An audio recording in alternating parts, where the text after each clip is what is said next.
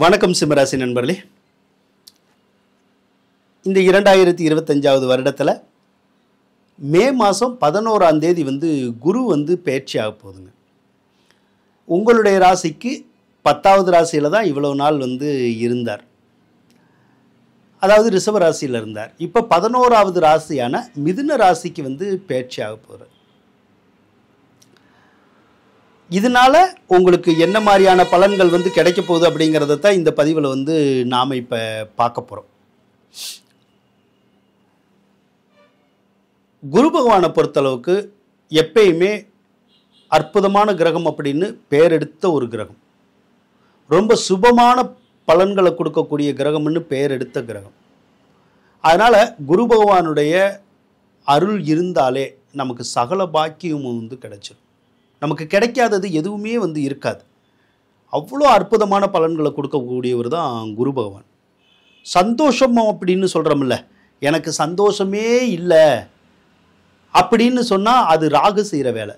நான் ரொம்ப ஹாப்பியாக இருக்கேன், ரொம்ப சந்தோஷமாக இருக்கேன், இப்போ தான் நான் நல்லா இருக்கேன் அப்படிங்கிற வார்த்தை நம்மளுடைய வாயில் இருந்தால் அதுதான் குரு பகவான் செய்யக்கூடிய வேலை.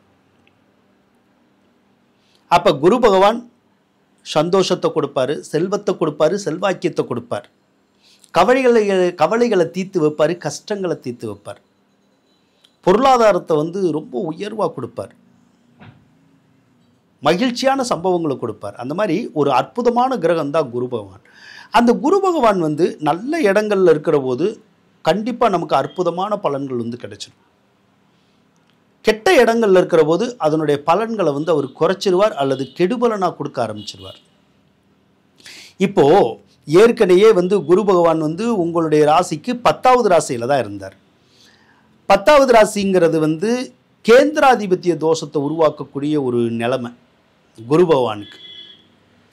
அப்போ கேந்திராதிபத்திய தோஷம் இருக்கிறனால அது கொடுக்க வேண்டிய நல்ல பலனை, அந்த முழுமையான பலனை அவர் கொடுக்க மாட்டார், தயங்குவார். ஆனால் இப்போ பார்த்தீங்கன்னா அவர் நல்ல இடத்துக்கு வர்றார். அதாவது 11வது ராசிக்கு வர்றார். 11வது ராசிங்கிறது ரொம்ப அற்புதமான ராசிங்க, ரொம்ப சிறப்பான ராசி. குருவுக்கு ஒரு யோகத்தை தரக்கூடிய இடம் அப்படின்னா அந்த 11வது ராசி தான். பொதுவாகவே 11வது ராசியில் எந்த ஒரு கிரகம் இருந்தாலும் நல்லது செய்யும். நம்ம எதிர்பார்க்காத நன்மையெல்லாம் அந்த காலத்தில் தான் நடக்கும். இப்போ 11வது ராசிக்கு குரு வந்தால் எப்படி இருக்கும்? மற்ற கிரகங்களே நல்லது செய்கிறோங்கிற போது குரு வந்தால் மிகப்பெரிய நன்மைகளை செய்யும். அப்படி தான் உங்களுக்கு செய்ய போகுது அந்த குரு பகவான். இப்போ ஏற்கனவே கோவில் சம்மந்தப்பட்ட வேலைகள்லாம் நிறையா பார்த்துருந்துருப்பீங்க. அடிக்கடி கோயிலுக்கெல்லாம் நிறைய போயிருந்திருப்பீங்க. பக்தி வராதவங்களுக்கு கூட பக்தி வந்திருந்திருக்கும். ஞானம் வராதவங்களுக்கு கூட ஞானம் ஏற்கனவே வந்திருந்திருக்கும். ஏன்னா குரு 10ல் இருந்தால் அந்த பக்தி, ஞானம், தான தர்மம் அதெல்லாம் நிறையா கொடுப்பார். தெய்வீக விஷயத்தில், ஆன்மீக விஷயத்தில் நம்மளை போக வைப்பார். போயிருப்பீங்க நிறையா பேர். அதே மாதிரி கோவில் சம்மந்தப்பட்ட ஏதாவது ஒரு பணிகளில் நீங்கள் ஈடுபடுறதுக்கான சந்தர்ப்பங்கள் கிடைச்சிடும். ஒரு சிலருக்கு இந்த பேங்கில் வேலை, கோர்ட்டில் வேலை அதெல்லாம் கிடைக்கும். டிரான்ஸ்ஃபர் மாதிரிலாம் கூட ஏற்கனவே கிடைச்சிருந்துருக்கும். அதெல்லாம் ஏற்கனவே குரு செஞ்ச வேலை. ஆனாலுமே ஒரு சிலருக்கு நார்மலாக தொழில் செஞ்சுக்கிட்டு இருந்தால் அந்த தொழிலை செய்ய விடாமல் நிறைய பேர்த்த இடைஞ்சல் பண்ணியிருந்திருப்பார். சிம்மராசிக்காரங்களை ஓன் பிஸ்னஸ் பண்ணியிருந்தால் அந்த ஓன் பிஸ்னஸை பண்ண விட மாட்டார்.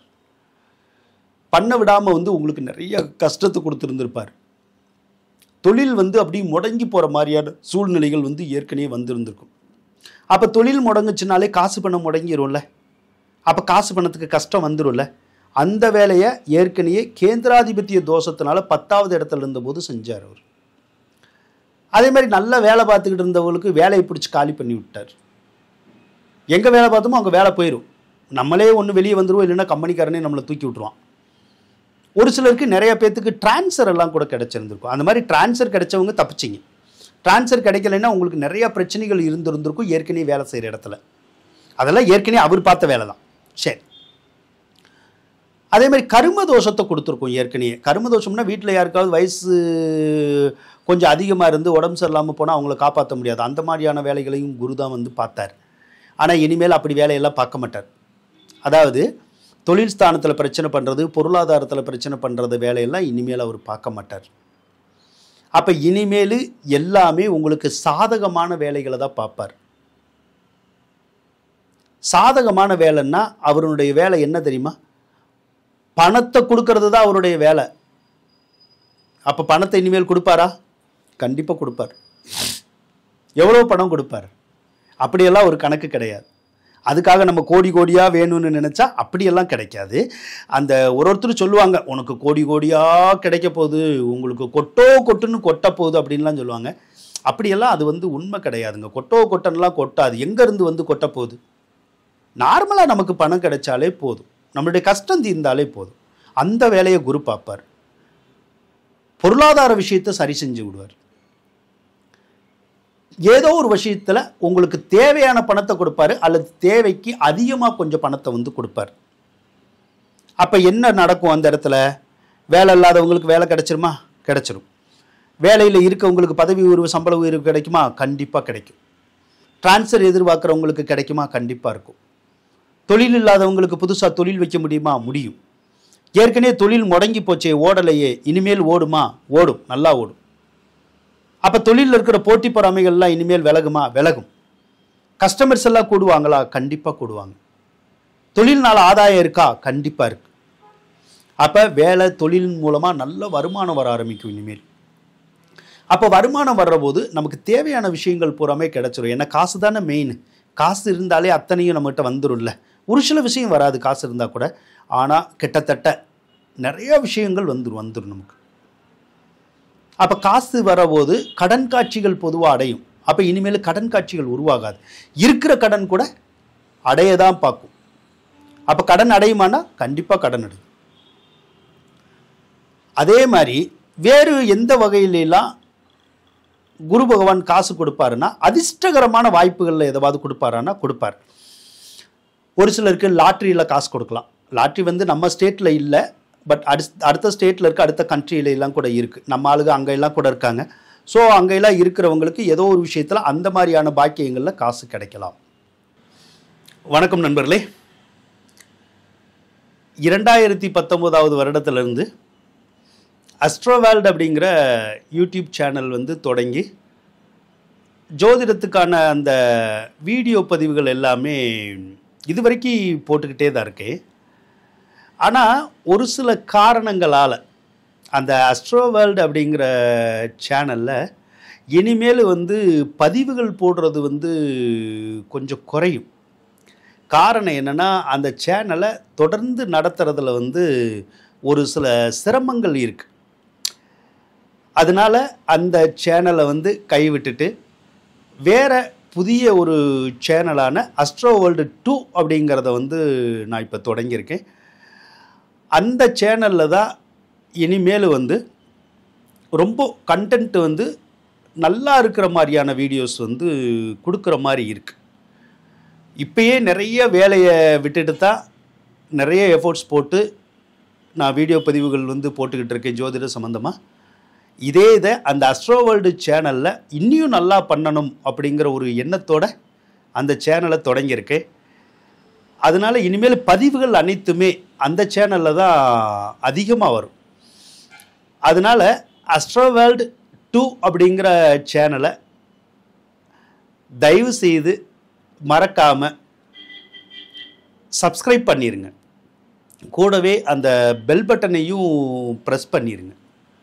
உங்களுடைய நண்பர்கள்கிட்டையும் சப்ஸ்கிரைப் பண்ண சொல்லி சொல்லுங்கள். அப்படி சொல்கிற போது அந்த வீடியோவை நீங்கள் சப்ஸ்கிரைப் பண்ணுற போது அடுத்தடுத்து நான் போடக்கூடிய வீடியோஸ் எல்லாமே உங்களுக்கு கரெக்டாக வரும். மாத பலன்களாக இருக்கட்டும், அதோட டெய்லி வீடியோ போடணும் அப்படிங்கிறதெல்லாம் நான் எதிர்கால ஒரு பிளானாக வச்சுருக்கேன். அந்த மாதிரி டெய்லி போடக்கூடிய வீடியோஸுமே உங்களுக்கு உடனே கிடைக்கும். அந்த வீடியோஸை பார்க்குற போது உங்களுக்கு ஒரு சிலருக்கு மனசில் நிம்மதி பிறக்கும், ஒரு தைரியம், தன்னம்பிக்கையெல்லாம் கூட பிறக்கும். அதே போல் சரியில்லாத விஷயங்களை நம்ம சரியாக கொண்டு போகிறதுக்கான சூழ்நிலைகள் எல்லாம் அந்த வீடியோஸ் பார்த்தா கண்டிப்பாக கொடுக்கும். கண்டிப்பாக உங்களுக்கு அந்த வீடியோஸ் ஒரு உதவிகரமாக இருக்கும். அதனால் மறக்காமல் அஸ்ட்ரோவேல்டு 2 சேனலை சப்ஸ்கிரைப் பண்ணிடுங்க. ஸ்டாக் மார்க்கெட் இருக்குல்ல, ஷேர் மார்க்கெட்டு, அதுலெல்லாம் கூட இன்வெஸ்ட் பண்ணால் காசு கிடைக்கும். அதே மாதிரி வேறு வகையில் ஏதாவது ஒரு வகையில் அந்த ஆன்லைன் பிஸ்னஸ் இருக்குல்ல, அதுல எல்லாம் கூட காசு கிடைக்கும். ரம்மி விளையாடுறாங்கல்ல, அதுல எல்லாம் கூட கிடைக்கும். ஆனால் தயவு செய்து ரம்மி எல்லாம் ஆடாதீங்க. அது வந்து நல்ல பழக்கம் இல்லை. ஒரு சில நேரம் நல்லா கொடுத்துரும் காசு, ஒரு சில நேரம் உங்களுடைய தசா புத்தி சரியில்லைன்னா பாதிச்சிடும். இப்போ நான் குருபெயர்ச்சியின் மூலமாக உங்களுக்கு இந்த மாதிரியான விஷயத்தில் காசு கொடுக்கும்.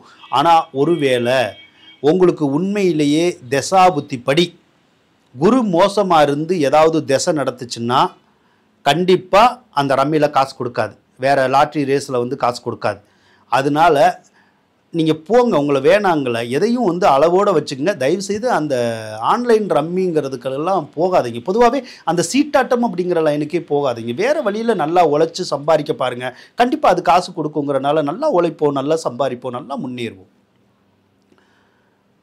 அதே மாதிரி இந்த பிட்காயின் அப்படின்னு சொல்லுவோம், அதுல எல்லாம் கூட நமக்கு கொஞ்சம் காசு கிடைக்கிறதுக்குடைய சந்தர்ப்பத்தை அந்த குரு பகவான் வந்து கண்டிப்பாக நமக்கு உருவாக்கி தருவாருங்க. அப்போ காசு இருந்தாலே நம்மளுடைய கவலைகள் தீரும்.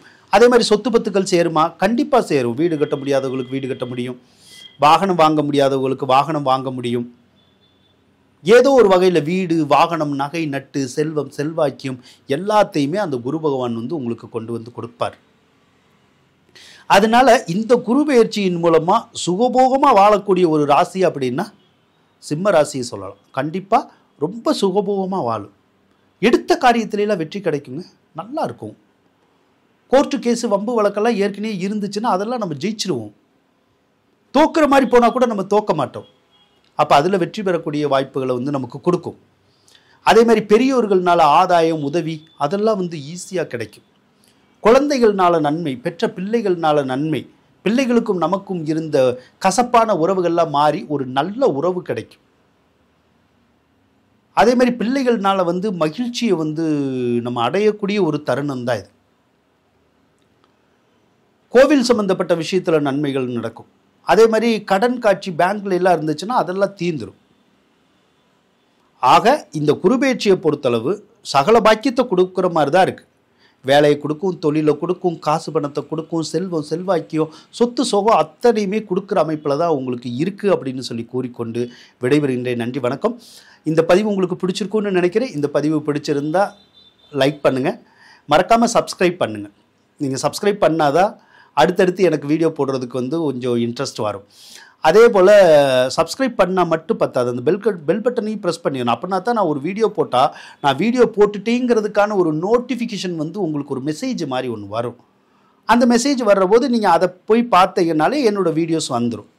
அந்த வீடியோஸை பார்க்குற போது சில பல உண்மைகள் அல்லது நன்மைகள், சில வேறு ஏதாவது ஒரு விஷயங்கள் கூட நீங்கள் தெரிஞ்சுக்க நினச்சிருந்துருப்பீங்க. அந்த வீடியோவில் கண்டிப்பாக தெரிஞ்சுக்கலாம். நன்றி நண்பர்களே.